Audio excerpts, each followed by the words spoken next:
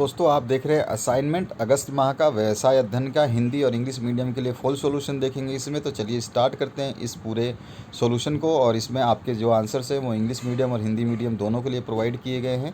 तो ये आपका क्वेश्चन पेपर था, सभी के पास ये क्वेश्चन पेपर है, ये क्वेश्चन आए हुए थे, आप इसको देख पा रहे हैं। और इसके जो आंसर्स है वो नीचे की तरफ स्टार्ट किए गए हैं। तो यहाँ पर जो पहला क्वेश्चन है, प्रबंध के कोई 3 विशेषताएँ समझाइए। तो प्रबंध जो है इसको आप समझा सकते हैं जैसे कि प्रबंध एक निरंतर चलने वाली प्रक्रिया है। प्रबंध निरंतर चलती है, व्यवसाय में निरंतर समस्याओं के सुधार की आवश्यकता होती है, इसी कारण प्रबंध को एक सतत प्रक्रिया भी कहते हैं। दूसरा हम बोल सकते हैं प्रबंध एक सामूहिक क्रिया है, इसका कार्य अन्य व्यक्तियों के सहयोग से कार्य को संपादित करना है। तीसरा हम लिख सकते हैं प्रबंध एक कला भी है और विज्ञान भी, क्योंकि इसके वैज्ञानिक एवं कलात्मक रूपों को अलग नहीं किया जा सकता। चौथा आप लिख सकते हैं वास्तव में प्रबंध एक सामाजिक क्रिया है, क्योंकि मुख्य रूप से इसका प्रबंध व्यवसाय के मानवीय तत्वों से है।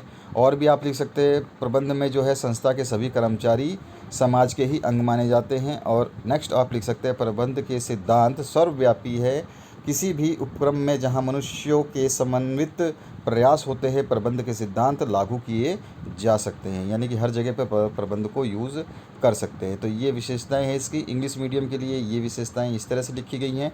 मैनेजमेंट इज़ गोल ओरिएंटेड पहला पॉइंट है। दूसरा है मैनेजमेंट इज़ परवेसिव। और तीसरा पॉइंट आप लिख सकते हैं मैनेजमेंट इज़ कंटिन्यूअस प्रोसेस। ठीक है, तो ये आपका सोल्यूशन हो जाएगा। आप चाहे तो इसको वीडियो को पॉज करके लिख सकते हैं, स्क्रीनशॉट लेना चाहे तो स्क्रीनशॉट भी ले सकते हैं। अब आगे बढ़ते हैं नेक्स्ट क्वेश्चन की तरफ। तो नेक्स्ट क्वेश्चन में आपसे पूछा गया प्रबंध के 3 उद्देश्य आपको बताने हैं, ऑब्जेक्टिव्स बताने हैं। तो प्रबंध का जो 3 उद्देश्य हैं इस प्रकार हैं। पहला उद्देश्य है संगठनात्मक उद्देश्य, दूसरा है हम सामाजिक उद्देश्य और तीसरा व्यक्तिगत उद्देश्य।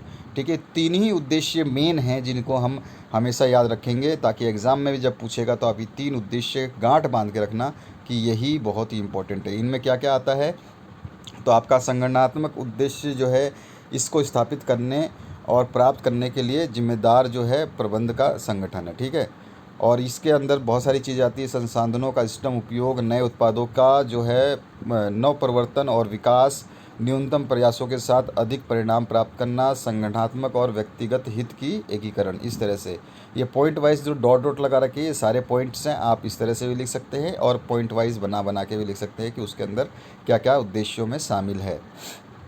ठीक है, ये आपका व्यक्तिगत उद्देश्य तक कंप्लीट हो जाएगा। इसके बाद आते हैं इंग्लिश मीडियम के लिए। तो द ऑब्जेक्टिव यानी कि 3 ऑब्जेक्टिव ऑफ मैनेजमेंट आर, तो ऑर्गेनाइजेशनल ऑब्जेक्टिव फर्स्ट हो जाएगा आपका इंग्लिश मीडियम के लिए, दूसरा हो जाएगा सोशल ऑब्जेक्टिव और तीसरा हो जाएगा इंडिविजुअल ऑब्जेक्टिव, जिसमें व्यक्तिगत और कर्मचारी आयोग या कर्मचारियों के लिए सोचा जाता है। ठीक है, तो 3 के 3 हैं। इनमें जो डॉट डॉट करके ये हरे कलर में लाल कलर में आप जो छोटे छोटे पॉइंट्स हैं, ये नए नए पॉइंट्स जो हैं उनके ऊपर ये सारे के सारे नए नए पॉइंट्स जो हैं वो बना रखे हैं। ठीक है, अब आते हैं हम नेक्स्ट क्वेश्चन की तरफ। ये क्वेश्चन आपका कंप्लीट हो गया, अब बढ़ते हैं नेक्स्ट क्वेश्चन की तरफ। तो इसमें अब आपका नेक्स्ट जो क्वेश्चन है इसमें पूछा क्या गया है, टेलर द्वारा प्रतिपादित प्रबंध के किन्हीं 4 सिद्धांतों का वर्णन कीजिए।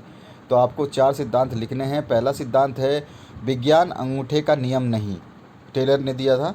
ठीक है, दूसरा है सद्भाव है कलह नहीं। ठीक है, सद्भाव कलह नहीं।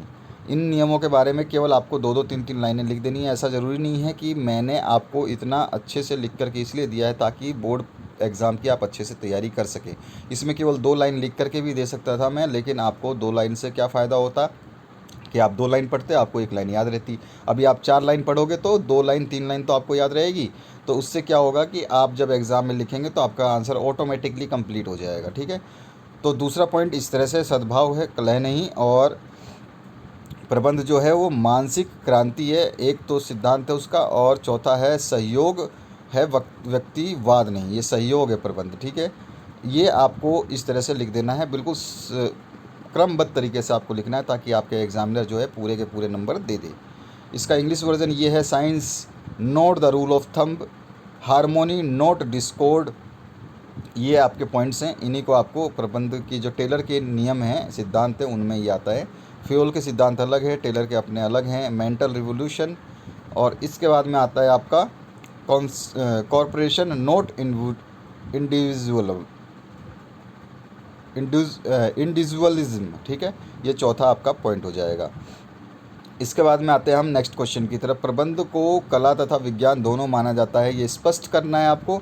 तो प्रबंध विज्ञान एवं कला दोनों हैं, प्रबंध कला और विज्ञान दोनों हैं। कैसे है, तो ये कला का क्या अर्थ होता है ये बताया है, फिर विज्ञान के बारे में लिखा हुआ है ये बताया है। तो दोनों को मिला करके जब हम लास्ट में लिखेंगे तो इस तरह से ये पूरा का पूरा यहाँ पर आप देख सकते हैं, ये देखिए ये है आपका प्रबंध जो है एक विज्ञान और कला दोनों हैं, तो उसके बारे में पूरा का पूरा कंक्लूज़न निकाल कर लिखा गया है और इसीलिए नीचे लिखा है, इसीलिए प्रबंध विज्ञान भी है और यहाँ पर इसीलिए बोला गया है प्रबंध कला भी है। ऊपर वाले पैराग्राफ में प्रबंध कला है और नीचे वाले में विज्ञान है, ठीक है, दोनों में ही बता दिया गया है। Management is both science and arts, तो मैनेजमेंट जो है ये एज ए साइंस जो है आपका use of logic, objective, cause and effect relationships indicate management as science. Management as science हम बता देंगे एक पॉइंट के थ्रू, जिसमें 2 सब पॉइंट्स डाल सकते हैं, और दूसरा बता देंगे मैनेजमेंट एज ए आर्ट, जिसमें सब पॉइंट्स हम डाल सकते हैं फिर से। तो इस तरह से ये सॉल्यूशन जो है आपका हो जाएगा। अब आगे बढ़ते हैं 5वें क्वेश्चन पे, जो आपका पूछा गया प्रबंध के कोई 5 प्रमुख कार्य लिखने हैं। तो प्रबंध के कार्य हमेशा बहुत इंपॉर्टेंट रहे हैं एग्ज़ाम की दृष्टि से। तो सबसे पहला प्लानिंग है, जिसको नियोजन बोला जाता है, वो है प्रबंध का पहला कार्य। दूसरा कार्य, 5 टोटल कार्य हैं इसके, जिसके इसने 5 पूछे हैं, तो 5 को हमें याद रखना है, ठीक है। नियोजन यानी कि प्लानिंग है, 5 के अलावा भी इसके कार्य हैं जिनको हम लिख सकते हैं, ऐसा नहीं है कि 5 के अलावा नहीं है, 5 के अलावा, लेकिन प्रमुख कार्यों में 5 ही समायोजित कर देता है सभी को।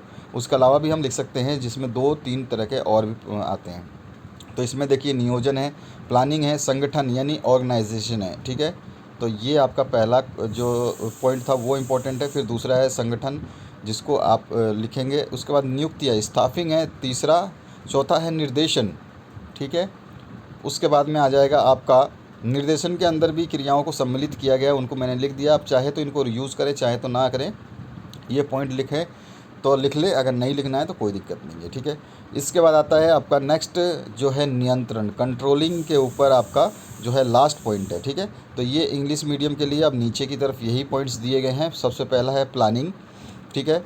दूसरा है ऑर्गेनाइजिंग, तीसरा है आपका स्टाफिंग, चौथा है डायरेक्टिंग, पांचवा है कंट्रोलिंग, ठीक है। और भी अगर आप लिखना चाहें तो जैसे मैंने बताया था और भी लिख सकते हैं, जिसमें छठा है कोऑर्डिनेशन, सातवां है मोटिवेशन या मोटिवेटिंग। तो ये सारे के सारे प्रबंध के अंदर ये सारे के सारे जो है पॉइंट्स शामिल किए गए हैं। इनके बहुत ही इम्पोर्टेंट जो है मैटर, आप अगर इसको याद रखते हैं तो आपके लिए एग्ज़ाम के लिए बहुत ही इम्पोर्टेंट मैटर होने वाला है ये, ठीक है। तो आशा करूँगा इस वीडियो से आपको काफ़ी लाभ मिला होगा। वीडियो को लाइक, शेयर, सब्सक्राइब कर सकते हैं आप। Thank you very much for watching this video.